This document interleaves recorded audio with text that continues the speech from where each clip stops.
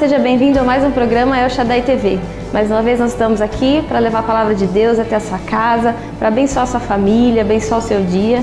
Nós vamos começar o programa hoje com um louvor que é tocado aqui nos cultos da Igreja El Shaddai. Nós temos cultos todos os domingos às 17 horas e às 19h30 e você é o nosso convidado especial. Fique agora com esse louvor e eu tenho certeza que você vai ser muito edificado.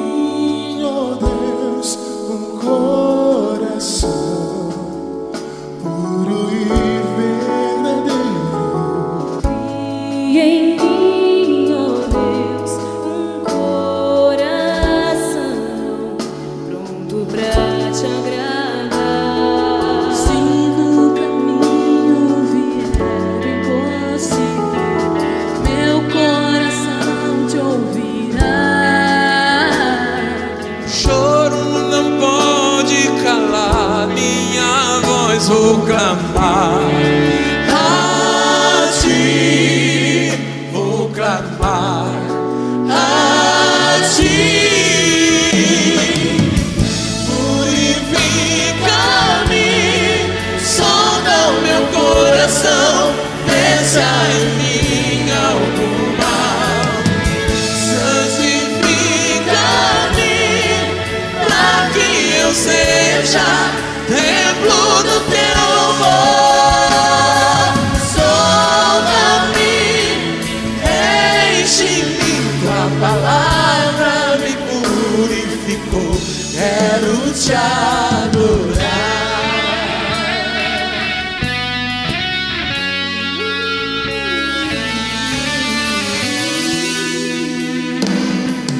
Cria em mim, ó Deus,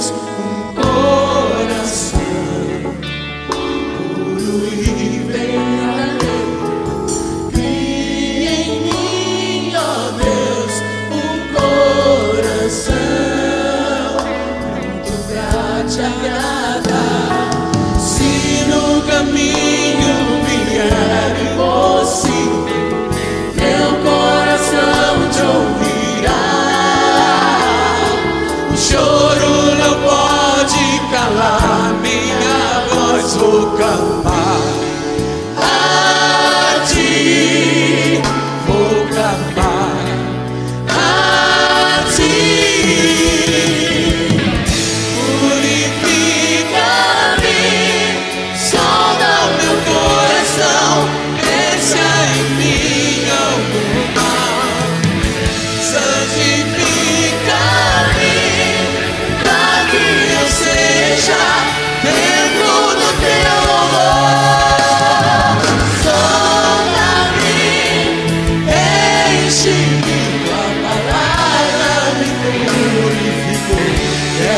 Te adorar.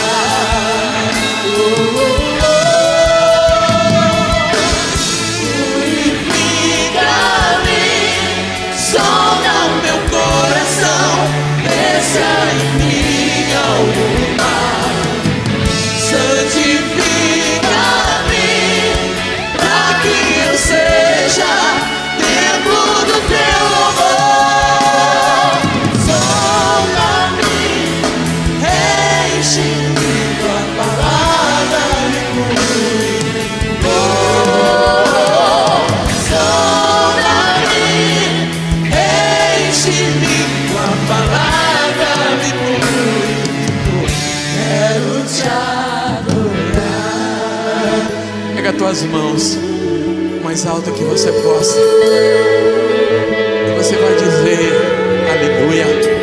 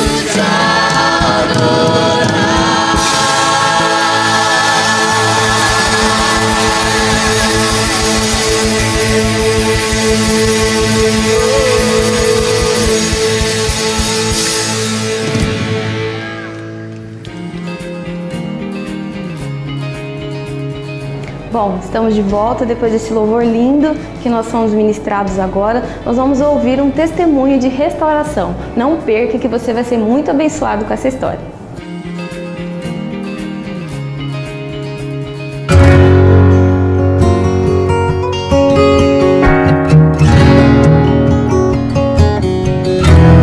Minha vida, ela tem assim uma passagem muito especial que para mim chegar a Jesus, Deus me deu um dom de cantar, e no mundo eu cantava, eu tinha sonhos, como músico de conquista, tanto cantando na noite, em bailes, em festas, como me ajudou financeiramente na minha área profissional. Jesus, you were. Jesus, you will always be. No mundo é a boemia, a noite, onde a canção que a gente cantava era um amor de ilusão, onde influenciava não só as pessoas que ouviam, como nós. Tinha um assédio, e você caía na liberdade do mundo, onde vem a bebedice, onde vem a prostituição, onde vem os males da vida, que a gente se diz que você está tendo um proveito e no fim as causas vêm lá na frente.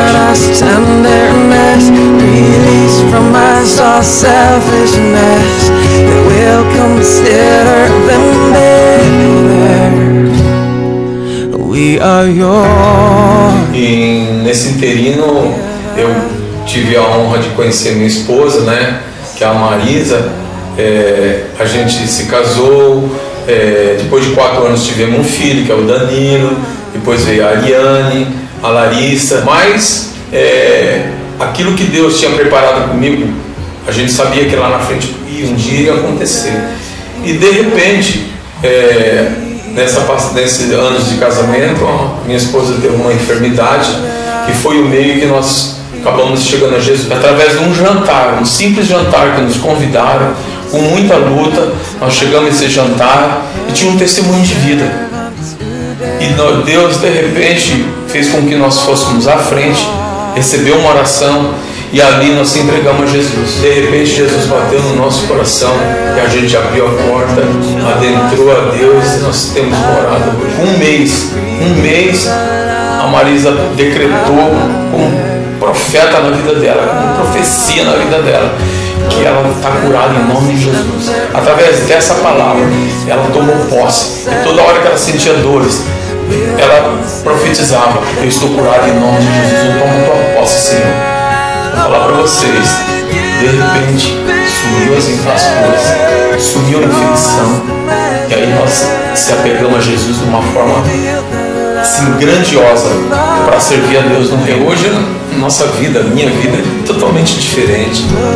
A graça de Deus, ela entrou na minha casa e transformou os nossos sonhos, trouxe sonhos novos, realizações, e a alegria maior é poder servir a Deus. Nossos filhos, todos eles, firmes nos caminhos de Jesus, são músicos, são adoradores, estão fazendo a obra do Senhor. Eu e minha casa, eu posso dizer, eu e minha casa servimos a Deus. Eu me chamo José Fernandes, já um jovem adorador, apaixonado por Jesus, com 57 anos. Uma honra estar diante de Deus, casado com a Marisa, minha esposa, Marisa Fernandes.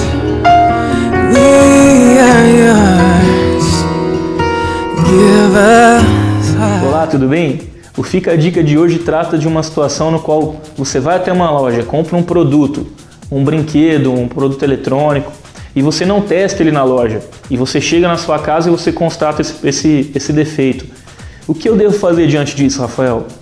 O Código de Defesa do Consumidor, no seu artigo 18, ele fala que o fornecedor ele tem que reparar esse defeito em 30 dias, sendo que se ele não cumprir esse prazo, cabe 3 alternativas ao consumidor.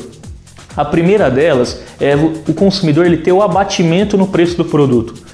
A segunda opção que tem ao consumidor é ele ter a troca de produto por um igual ou um equivalente. E a terceira alternativa é você ter todo o seu valor devolvido, corrigido monetariamente, sem prejuízo de eventual perdas e danos que você tiver no meio do caminho. Importante você lembrar que durante esses 30 dias não cabe essas escolhas ao consumidor, porque esses 30 dias são resguardados por lei para que o fornecedor corrija o defeito do produto, sendo que as peças repostas durante esse prazo gozam de um novo prazo de garantia. Esse é o Fica a Dica de hoje, espero que você tenha gostado, um grande abraço, até semana que vem. Bom, você acabou de ver esse testemunho. Deus é maravilhoso, Ele realmente transforma as nossas vidas e faz tudo ser novo. Se você está precisando de alguma coisa nova, entregue-se para Jesus, porque Ele pode te transformar. Também você acompanhou as dicas do quadro Fica a Dica, que tem trazido algumas informações a respeito dos seus direitos e eu tenho certeza que tem sido muito útil para você. Agora nós vamos ouvir a Palavra de Deus, a palavra que o apóstolo William ministrou no último domingo com o tema Vivendo no Centro da Vontade de Deus. Essa é a proposta de Deus para nós. Quando nós estamos no centro da sua vontade, todas as coisas vão bem nas nossas vidas. Que você seja muito abençoado com essa palavra e que você coloque ela em prática, que eu tenho certeza que a sua vida nunca mais vai ser a mesma. Então eu quero dizer para você, Deus trouxe uma palavra para você. Quantos recebem? E nós vamos falar hoje sobre a vontade de Deus. Romanos capítulo 12, verso 2 diz assim: não vos conformeis com este século, mas transformai-vos pela renovação da vossa mente, para que experimenteis qual seja a boa. Está dizendo aqui a ruim? Não, qual seja a boa, agradável e perfeita vontade de Deus. Qual a vontade de Deus para a sua vida, queridos? Que seja boa, agradável e perfeita. Amém? Eu estou lendo um livro, 50 anos de esperança, 50 anos da vida do Paul Yong-cho, ou David Yong-cho, o pastor da maior igreja que existe no mundo, da igreja da Coreia do Sul. E é muito lindo ver a história dele. Ele fez teologia, falava muito bem inglês e era tradutor do inglês na faculdade.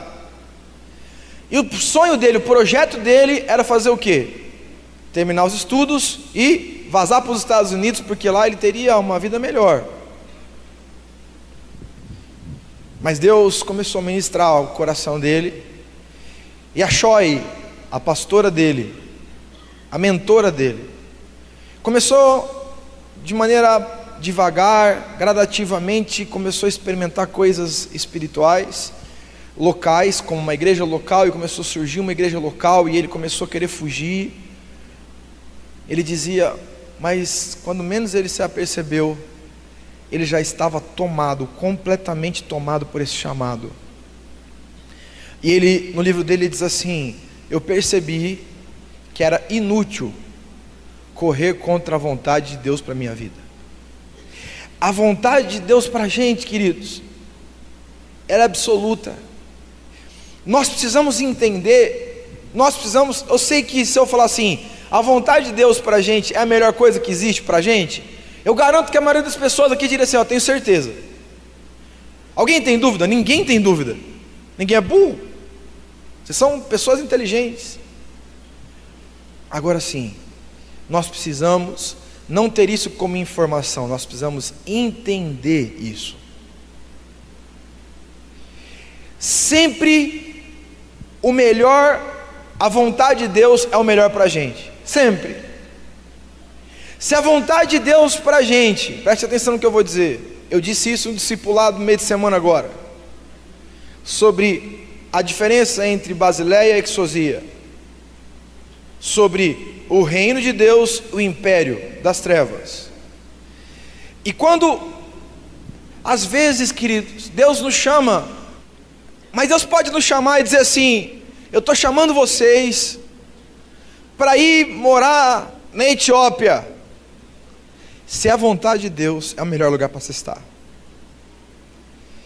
Se o anjo do Senhor chegar e falar assim: Fausto, você precisa estar num lugar chamado Iraque. Não, Iraque não, Deus, você está tirando. Bagdá, eu quero ficar bem para lá de Bagdá, lá não.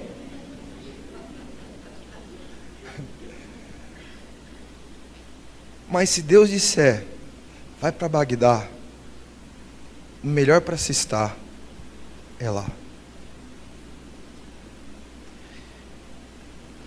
É muito difícil as pessoas compreenderem isso,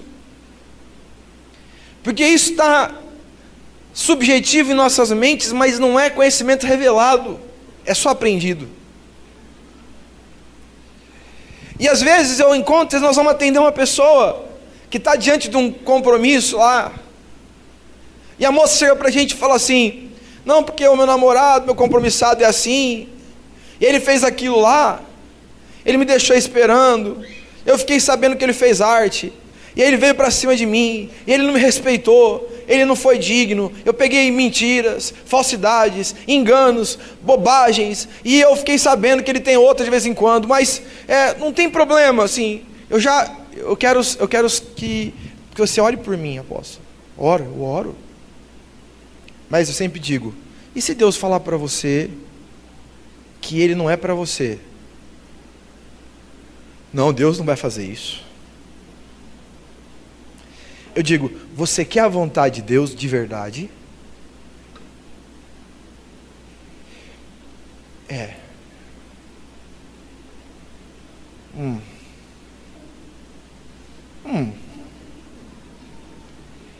Porque nós falamos muitas vezes que entendemos que a vontade de Deus é melhor para a gente. Mas toda vez que a vontade de Deus expressa a sua vontade, nós dizemos, não quero.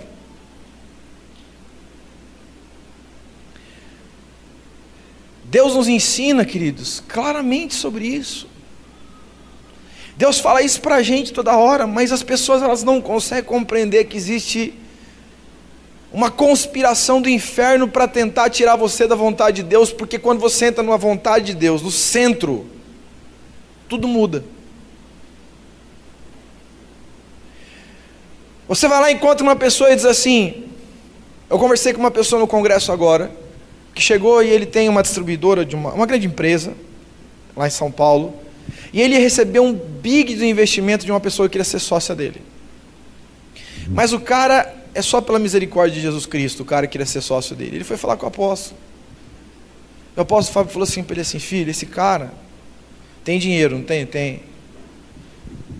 Mas ele tem alguns problemas muito sérios. Aí, ele falou assim, o que você acha? Eu falei assim, vai orar. A Bíblia fala, não coloque sob o jugo desigual. Ele falou assim, apóstolo, quando eu vi aquilo lá, eu falei, ele leu na Bíblia, foi lá ver 2 Coríntios 4, 6, ele falou assim, meu Deus, é verdade, jugo desigual, essa coisa louca, e é verdade, o apóstolo tem razão, mas ele falou assim, minha alma gritava para não aceitar o que a palavra de Deus ministrou, não foi nem o apóstolo, a palavra. Ele falou assim, mas eu falei assim, a vontade de Deus para mim sempre é melhor. Ele falou assim, apóstolo, faz acho que 1 ano e meio que aconteceu isso. Eu já tenho em estoque de material, o mesmo valor que o cara ia investir na empresa, eu tenho em estoque hoje, porque eu resolvi viver a palavra. Ele falou assim, eu nunca imaginei na minha vida que eu ia ter condição de injetar isso na minha empresa. Hoje eu não injeto, hoje ela já está lá. Eu tenho essa quantia em dinheiro em estoque. Porque a vontade de Deus sempre é o melhor. É difícil as pessoas compreenderem, por exemplo, sobre buscar primeiro o reino de Deus, primeiramente o reino de Deus e sua justiça. Quantas vezes eu tenho ministrado isso, as demais coisas não são acrescentadas? Tem gente que faz apologia contra isso. Porque as pessoas elas não creem que estar na vontade de Deus é o melhor lugar. Mesmo dentro da própria igreja. Tem gente que fala assim, meu casamento é um inferno. Então eu quero me separar, eu digo, meu filho, eu quero te dizer uma coisa. Deus odeia o divórcio, ponto final. Só. Mas você não sabe com a jararaca que eu casei. Eu falei, eu sei com a jararaca que você vai ficar se você largar dela. A jararaca é aquela que enganou Eva lá no Éden. Ela vai te abraçar e vai te comer vivinho. Porque existe, queridos, a pessoa tem dificuldade de entender que o sendo da vontade de Deus é o melhor. Tem dificuldade de entender que o melhor é a verdade. Eu lembro de uma vez um policial, uma ovelha, chegou e ele foi dar uma multa a uma pessoa, porque a pessoa estava errada. Ele foi dar uma multa e o cara caminhoneiro disse assim, se eu tomar essa multa eu vou perder minha carta, eu vou perder meu emprego. E esse soldado, esse policial ficou com pena dele, liberou ele, começou a fazer e depois parou e cancelou. Eu não sei muito bem como é que funciona os trâmites disso. Só sei que o infeliz do cara que foi... não, desculpa, eu errei. Ele fez a multa, só que ele fez uma multa, acho que em nome da empresa, eu não sei como é que foi. O que ele fez? Colocou no nome do cara que estava junto com ele, acho que é isso daí. É isso mesmo. Tinha o motorista e o cara do lado, e ele falou assim, se você colocar no meu nome eu vou perder meu emprego, então põe o nome dele, beleza. E o policial fez a bobagem de fazer isso. O policial foi lá, o cara que tomou a multa abriu um processo contra o policial que tentou ajudar ele para cancelar essa multa. E esse cara poderia ser expulso da corporação por causa disso. E ele chegou assim, e os seus superiores chegaram para ele e falaram assim para ele assim, eu vou te falar uma coisa, se você tem que falar isso, isso e isso, obviamente, tudo mentira. Você vai mentir isso, senão você vai pegar um gancho aí, vai perder salário, vai ficar preso, sei lá como é que é. E ele falou assim, pastor, o que eu faço? Eu falei assim, você vai dizer a verdade. Porque a verdade liberta. É loucura ou não é? Sim ou não, irmãos? Mas nós não cremos que a vontade de Deus sempre é melhor? Mas nessa hora não dá uma tentação, mesmo que pequenininha, de mentir? Eu falei assim, não mente. Ele foi ser julgado, e quando ele foi ser julgado, eu quero que você fale aí o que aconteceu. Ele foi diante do juiz lá, né, da polícia, e falou assim, aconteceu isso, isso, isso, isso, isso e isso. Eu quis ajudar o cara e fiz isso. Eu sou aí para poder ser as punições devidas. Ninguém acreditou que ele fez isso. E liberaram o cara. Sabe por quê? Quem anda em verdade, anda em luz. Quem anda em mentira, anda em trevas. Como é difícil as pessoas entenderem que o melhor sempre é viver o que Deus quer que nós vivamos. Nós falamos que nós acreditamos na vontade de Deus, mas nós muitas vezes não cremos. Você abre a sua Bíblia em Apocalipse, capítulo 2. Eu vou falar para você a igreja que todo pastor gostaria de ter. Apocalipse 2, verso 2 e verso 3. Quem trouxe Bíblia, diga amém. Quem não trouxe, diga misericórdia. Vixe, tem muita misericórdia no nosso meio. Apocalipse é o último livro da Bíblia. Diz assim, Apocalipse 2, verso 2 e verso 3. Eu conheço as tuas obras, tanto o teu labor, o teu trabalho, como a tua perseverança, e que não pode suportar homens maus, e que puseste à prova os que a si mesmos se declaram apóstolos e não são. Está vendo que tem, não é novidade não, né? E os achastes mentirosos, e tens perseveranças, e suportastes provas por causa do teu nome, do meu nome, e não te deixastes esmorecer. Olha o recado de Deus para a igreja, para essa igreja. Eu conheço as tuas obras, ou seja, eu vi que você faz coisas. Eu conheço o teu caminho, a Bíblia diz. Eu conheço eu sei que o seu trabalho, conheço a sua perseverança, eu sei que você não pode suportar homens maus, eu sei que você puseste à prova a si mesmo os falsos profetas, apóstolos mentirosos do primeiro século, que enganavam o povo. Eu sei que vocês têm perseverança e têm suportado as provas por causa do meu nome, e vocês não têm esmorecido. Olha que igreja! Igreja inteligente, igreja perseverante, igreja que não desistiu do evangelho, igreja que não parou de trabalhar. Mas preste atenção. Continuação do texto. Apocalipse capítulo 2, verso 4 e verso 5 diz: tenho, porém, contra ti, Jesus. Se Jesus fala um negócio desse para mim, eu fico doido. Que abandonaste o teu primeiro amor. Lembra-te, pois, de onde caíste. Arrepende-te e volta à prática das primeiras obras, das obras que você fazia. E se não, venho a ti e moverei do seu lugar o teu candeeiro, caso não te arrependas. A igreja que trabalha, que persevera, a igreja que discerne falsos profetas, a igreja que batalha, a igreja que está disposta a trabalhar, a igreja que enfrentou problemas e mesmo assim permaneceu fiel, essa igreja que passou por traumas e continuou vivendo na igreja, sendo a igreja, ela está muito bonitinha, mas Deus diz assim: eu tenho uma coisa contra você. Você perdeu o primeiro amor. Deixaste o primeiro amor. Lembra de onde caíste, porque quando nós deixamos o primeiro amor, nós caímos, e quem cai, cai em pecado. E tanto é verdade que quem deixa o primeiro amor vive em pecado, é que quem caiu, a Bíblia fala no final, volta às primeiras obras e arrepende-te. Só se arrepende quem peca, sim ou não? Eu estou arrependido do quê? Não, porque eu sou muito santo, não. Você arrependeu por quê? Porque eu pequei.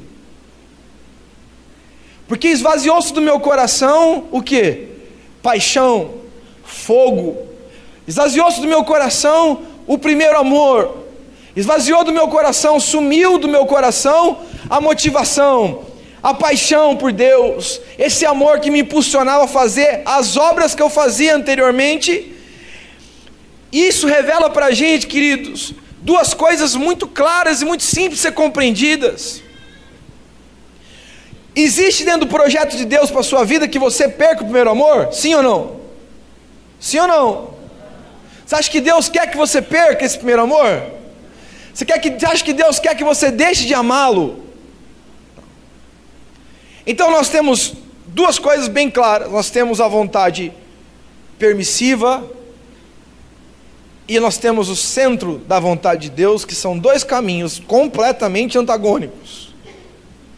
De um lado, nós temos a vontade permissiva daqueles que trabalhavam na igreja, daqueles que se cansavam na igreja, daqueles que enfrentavam falsos profetas, daqueles que entendiam as coisas e perseveraram na igreja, mas aquelas pessoas que, mesmo estando na vontade de Deus, estavam na vontade permissiva, não no centro dela, estavam na vontade cerimonial, ritualística de Deus. Não faltam nos cultos, participam das coisas, não faltam nas coisas que são feitas, eles estão debaixo de um legado da permissividade de Deus e não da centralidade da vontade de Deus. E toda vez que uma pessoa sai do centro da vontade de Deus para a permissão, ela se estabelece debaixo de um jugo de limitação. É como se eu estabelecesse um grande guarda-chuva espiritual na minha cabeça, para que todas as bênçãos vindas do céu sobre a minha vida não caiam sobre a minha cabeça. Está dando para compreender a diferença de uma coisa para outra? Toda pessoa que ela vai e ela sai da vontade de Deus, do centro da vontade de Deus, ela estabelece para si um futuro diferente do que o sonho de Deus estabeleceu. Estabelece para si um futuro com mácula, um futuro limitado, um futuro com maiores dificuldades, um futuro sem a honra, um futuro sem unção, um futuro sem prestígio do Espírito, um futuro sem milagres, um futuro limitado. Está dando para compreender? Por quê? Porque eu optei viver uma vontade que não deixa de ser a vontade de Deus, mas é a vontade permissiva. E Deus termina o texto de Apocalipse 2 dizendo a seguinte coisa: se você não se arrepender das suas obras, é certo que eu vou tirar o candeeiro de você. Quantas pessoas nós conhecemos dentro das igrejas, queridos, que fazem muita coisa, que servem, que limpam, que varrem, que ministram, que oram, que correm de um lado para o outro, mas já perderam a luz da vida, porque eles não sabem nem para onde vão, estão perdidos nos seus caminhos, por um motivo específico: eles perderam o primeiro amor, saíram da centralidade da vontade de Deus para entrar na vontade permissiva. E quando nós olhamos para isso, nós vemos que isso pode estar atacando muitos de nós. Às vezes nós não estamos vivendo a vontade de Deus porque nós tivemos decepções. Decepções dentro da casa, com o marido, com a esposa, com o filho, com o líder. Eu tenho uma decepção tão angustiante, uma decepção tão agressiva, tão dolorida, que ela me impede de ver a vontade de Deus. Se você pegar o Novo Testamento e você entrar lá na concordância exaustiva da Bíblia, seja na sua Bíblia de estudo, ou no material qualquer, ou está na internet, sei lá onde você vai procurar, você vai ver quantos versículos do Novo Testamento, e vai se assustar. Nós recebemos ministrações sobre entrar no centro da vontade de Deus. Quantas vezes você vai ouvir Deus querendo ministrar o coração do homem para ir para a vontade de Deus, para o centro da vontade de Deus, e você vai ver quantos versículos existem dizendo que o diabo, o inferno, as trevas, o homem mau, o homem corrupto, a incredulidade, o pecado, a mentira, a arrogância, a soberba, a religiosidade, tentam tirar você do centro da vontade de Deus. Nós enfrentamos uma guerra, e a guerra é simples de ser discernida. Se vivemos no centro da vontade de Deus, entramos num nível de conquista diferente. Se vivemos a vontade permissiva, limitamos o nosso sucesso. Eu não sei como que você é na sua vida, eu não sei se você foi treinado para ser subjugado, eu não sei se você foi treinado para você ser o miserável, eu não sei se você foi treinado para você ter um péssimo salário e ficar feliz, eu não sei se você foi treinado para submeter a escravidão de homens, eu não sei se você foi treinado, condicionado desde criança, adolescente, a ser um miserável. Eu quero dizer para você, Deus quer te fazer um príncipe, e para você virar um príncipe, você tem que entender que só entra nesse nível de honra, de nobreza, aquelas pessoas que abdicam da vontade permissiva e aceitam sendo a vontade de Deus para si. Não é incomum nós encontrarmos pessoas dizendo: eu não sou Jesus, por isso que eu fiz aquilo. Eu não tenho sangue de barata, eu tenho o direito de falar isso, eu tenho o direito de ficar nervoso, era a minha oportunidade de ganhar dinheiro, de enganar, passar para trás, às vezes até irmãos. Eu estou sem orar mesmo, fazer o quê? Eu não tenho tempo para orar. Como que alguém pode imaginar uma vida cristã sem oração? Me diga. Como alguém pode querer bênção de Deus se não ora? E tem gente que diz: eu estou orando muito. É mentira. Depois vem conversar e diz: eu não estou orando nada. Quando ora assim: Senhor, eu estou para fazer... Como que alguém pode ter visão espiritual aberta para discernir as coisas do reino se não lê a Bíblia? E a pessoa diz: estou sem orar mesmo, fazer o quê? Eu não jejuo, eu não consigo. Como que alguém quer ser espiritual e não jejua? Me diga. Como que pode alguém dizer que quer viver no espírito e não jejuar? É que eu não consigo, isso acontece. Dá dor, aonde? Dói meu pé quando eu jejuo, dói o tornozelo, cotovelo, tudo. Dá enjoo, tem ânsia de vômito. Faz jejum do que você quiser, irmão. Vai treinando, vai se treinando a disciplinar sua carne, sua vontade. Faz jejum de líquido um período de tempo. Não, faz só de líquido, toma uma vitamina servida, vê se vai passar mal. Tira o sólido um tempo. Doutrina sua mente. Tira doce, tira chocolate. Tira porcaria, tira lanche. Tira coisas que você está acostumado a fazer, mas que ninguém morre se tirar, ao contrário, vive melhor ainda. Tire alguma coisa. Eu fico imaginando, mas aí tipo, eu não consegue porque não discerne que o melhor sempre, a vontade de Deus sempre é melhor. As pessoas falaram, mas não desceu para o meu coração. Como a contaminação corrói a vontade de Deus na minha vida? Você pode perguntar. Primeiramente por causa de pecados.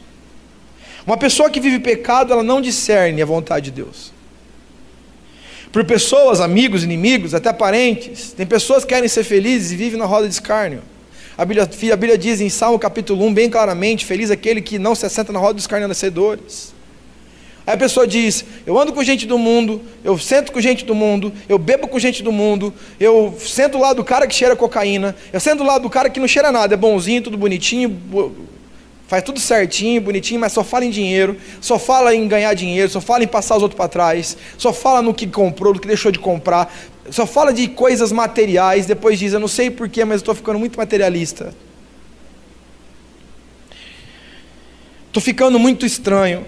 A vontade de Deus, queridos, ela pode ser sufocada por um sofisma, ou seja, por um falso pensamento, por relacionamentos com o profano, com aquilo que denigre Deus, aquilo que vai contra a palavra, que sorrateiramente desqualifica a palavra, pela falsa teologia. E assim, existem N fatores que tentam tirar você do centro da vontade de Deus em todo o tempo. Eu quero que você entenda em nome de Jesus, porque isso é muito sério, essa palavra é muito séria. Existe o inferno tentando tirar você do centro da vontade de Deus, te colocar sob jugo desigual, colocar você debaixo de mentira, colocar você debaixo de deslealdade, tirar você o seu futuro, porque tudo aquilo que Deus tem preparado para você, se você sair do centro da vontade de Deus, Ele vai roubar.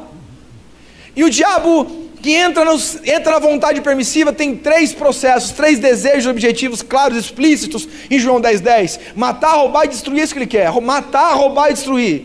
E toda vez que uma pessoa, eu vejo a vida de Saul, chegou, foi eleito rei, Deus disse, não traz esses gados de lá. Mata e deixa lá. O bonitinho quis ser político e quis trazer para cá para distribuir para o povo a carne. Picanha para todo mundo, olha que bonito. Deus disse, o que eu mandei? Mas é que eu pensei, desobediente sempre pensa demais. Sempre tem uma desculpa pronta para justificar sua insubmissão e sua rebeldia. Toda pessoa obediente é obediente. Não tem meio obediente. E ele pegou e falou assim, Deus, mas o que aconteceu? Não sei o que lá. Perdeu o direito de ser rei. Perdeu o futuro que Deus planejou para ele como rei. Vocês estão entendendo como isso é sério? Uma bobagem.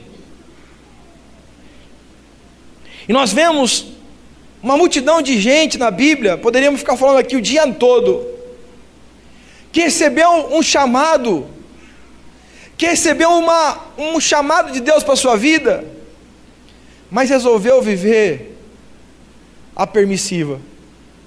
2 caminhos diante dele, o do centro e da vontade permissiva. Se você preferir, os 2 caminhos da permissividade, o da direita da religiosidade, o da esquerda da prostituição, do pecado explícito, e ao invés de andar pelo caminho estreito do centro, optou por um dos 2 caminhos alternativos que está na vontade permissiva de Deus, até se apostatar totalmente da fé.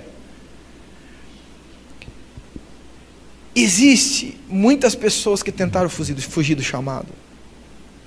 Moisés brigou profundamente porque não queria a vontade de Deus. Eu não quero. O jovem rico, quando foi tentado, quando foi chamado, e ele estava na vontade permissiva, eu guardo o sábado, eu honro meu papai e minha mamãe, tenho muito dinheiro guardado, né, para ajudar as obras assistenciais. Jesus, com poucas palavras, diz que ele não queria o dinheiro daquele homem. Ele queria o coração daquele homem. Porque existe uma falsa teologia de dizer que gente rica não pode ser crente, né? Eu quero dizer para você que Deus quer fazer você uma pessoa próspera. Amém, queridos? É verdade, a Bíblia diz isso. Então daqui a pouco nós vamos fazer a teologia da pobreza aqui, né? Eu não quero isso não, você quer? Não? Agora sim, uma coisa é verdade. Deus quer o coração. E quando Jesus falou para ele assim, ó, vende tudo que você tem e me segue, ele sai entristecido. Moisés queria fugir. O jovem rico fugiu. Várias pessoas da igreja primitiva, quando vai estudar a história da igreja, no primeiro século, começaram bem e fugiram. Jonas, Deus disse para ele, Nínive é o seu caminho. Ele foi para onde? Tarsos. E toda pessoa que sai da vontade de Deus, Jonas materializa a pessoa que foge do sendo da vontade de Deus e assume a vontade permissiva. Jonas, dentro do barco, dormia, porque toda pessoa que foge do propósito, às vezes fica no sono profundo, não consegue ouvir, está dormindo. Enquanto o barco estava indo a pique, porque toda pessoa que está fora do propósito de Deus tem o seu barco balançado pelas ondas da vida. E aí as pessoas que não tinham nada a ver com isso começam a sofrer, porque todas as pessoas que estão fora do propósito de Deus, elas mudam o seu cenário negativamente. E as pessoas que estavam junto naquele barco começaram a jogar suas mercadorias e suas posses no rio, porque toda vez que você anda com pessoas que não andam no centro da vontade de Deus, você tem prejuízo até financeiro.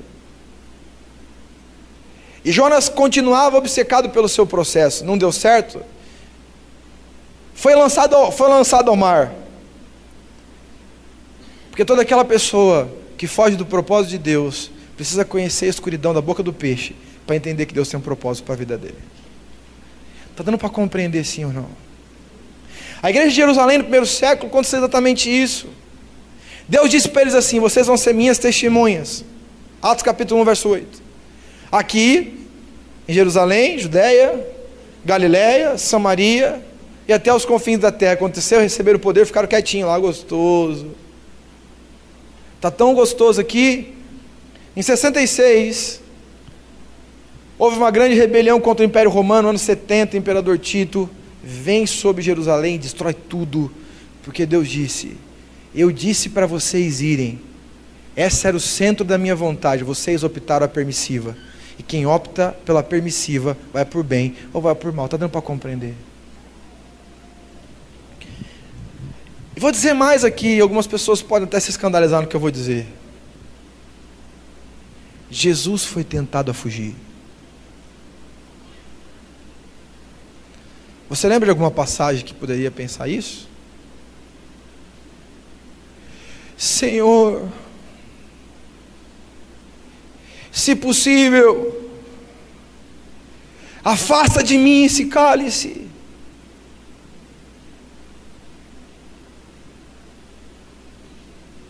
Contudo seja feita a tua vontade. Eu não vim dizer aqui hoje para vocês, irmãos, que a vontade de Deus é mais simples de ser decidida, mas eu quero vim aqui dizer que é a mais gloriosa para ser vivida. Em nenhum momento eu vim aqui dizer que a vontade de Deus é fácil de ser decidida de viver. Em nenhum momento eu estou dizendo para vocês que escolher o centro da vontade de Deus é a coisa mais fácil. Não é, sabe por quê? Porque Jesus já disse, o caminho é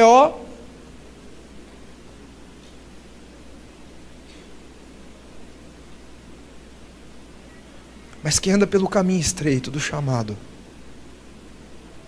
encontra a porta gloriosa da honra, da eternidade, da vida de Deus na vida do homem. Aquilo que a Bíblia diz, Jesus completa dizendo, o ladrão veio para matar, roubar e destruir, mas eu vim, Jesus diz, vim para que você e eu pudéssemos ter vida e vida em abundância. A palavra aqui no grego é zoe, é a vida de Deus na terra. Você já imaginou receber a autoridade de Deus na terra? Aleluia.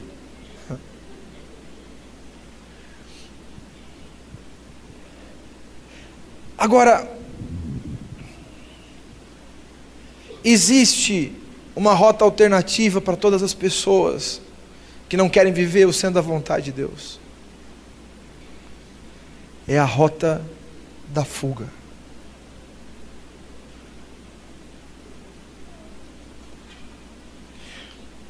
Um dos textos mais lindos que eu já conheci na Bíblia, de mais significado para mim, que é uma palavra discipulado, é o relacionamento de Elias com Eliseu. Elias disse: é certo que eu vou ter que ir para o céu, eu vou ser buscado pelo próprio Deus. Eliseu olha para ele, assustado, e fica com o líder. Mas Eliseu prova o coração do discípulo. Assim como Jesus provou o coração dos 12 em João 8 e diz: vocês querem ir embora também? 12. Vocês querem ir embora porque a multidão já foi, a multidão não entendeu minha vontade, vocês querem também? O apóstolo Pedro se levanta e diz: para onde iremos se só o Senhor tem palavra de vida eterna? Mas a Bíblia diz, queridos, que Eliseu respondeu, Elias disse para Eliseu: pode ir embora agora, eu vou ser levado aos céus. Ele disse: não vou. Eu não vou embora.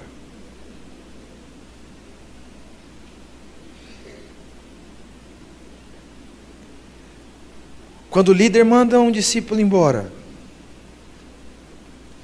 e o discípulo sabe qual é a vontade de Deus, ele despreza a voz do líder.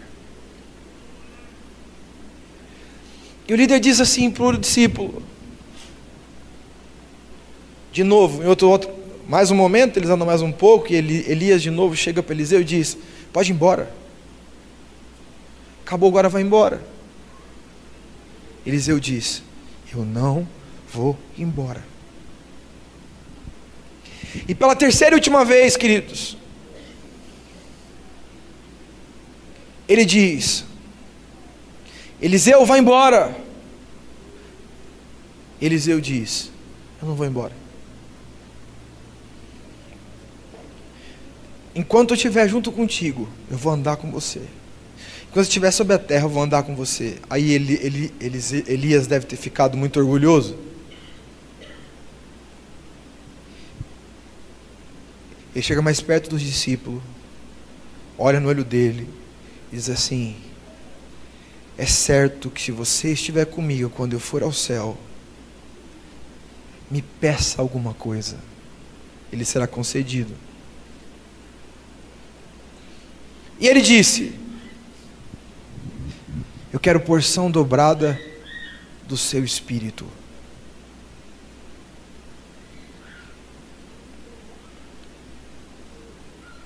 Porque quem tem sonho não desiste. Quem vive na vontade de Deus não olha para trás. Jesus disse: aquele que põe a mão no arado e olha para trás não é digno de mim. Hoje Deus está te trazendo aqui para transicionar a rota da sua vida, para te falar que existe muita coisa que Ele tem preparado para você. Eu acho que você não ouviu. Deus tem muita coisa preparado para a sua vida, coisas que vocês nunca imaginaram. Mas para isso acontecer, é necessário buscar incessantemente o centro da vontade de Deus, e nunca mais se conformar com a vontade permissiva. Eu vou dizer para vocês, eu não consigo imaginar a minha vida espiritual ser 70% quando Deus queria 100%. Eu não consigo imaginar a igreja El Shaddai de Araçatuba, ser 30% do que ela poderia ser. Ai, mas que maravilha, 30% já é melhor do que 99% da média das igrejas. Eu estou competindo com nenhuma igreja, nem com outro homem. Eu estou indo correndo atrás com todo o meu coração, com todo o meu espírito, com toda a minha vontade, no centro da vontade de Deus. Não existe padrão que dimensiona o que é bom, o que é ruim. O padrão é o padrão de Deus. Eu não consigo imaginar eu ter uma vida com Deus, uma espiritualidade com o Espírito Santo, muito aquém daquilo que Ele tem para a minha vida, e aceitar isso. Eu não aceito. Nós não podemos aceitar a vontade permissiva. Nós temos que chacoalhar a nossa alma e dizer: eu quero mais. Eu quero mais do Espírito, eu quero mais da palavra. Nossa, que bonitinho, Ele tem revelações, nós também podemos ter. Nossa, Ele ora pelos enfermos, os enfermos são curados, nós também podemos orar e curar. Nós podemos. Mas sabe qual é o que o diabo faz? Você está trabalhando bastante, Jesus diz: eu conheço as tuas obras. O diabo diz para a gente: você tem se mantido santo. Jesus diz: eu tenho visto a santidade. O diabo diz: você viu como você é especial, eu tenho visto até o seu trabalho árduo. Jesus disse: eu vejo o seu labor, realmente eu vejo. O diabo disse: você é tão sábio, você discerne o pecado dos outros, olha que sabedoria. Deus disse: eu vi que você resiste ao homem mau, parabéns.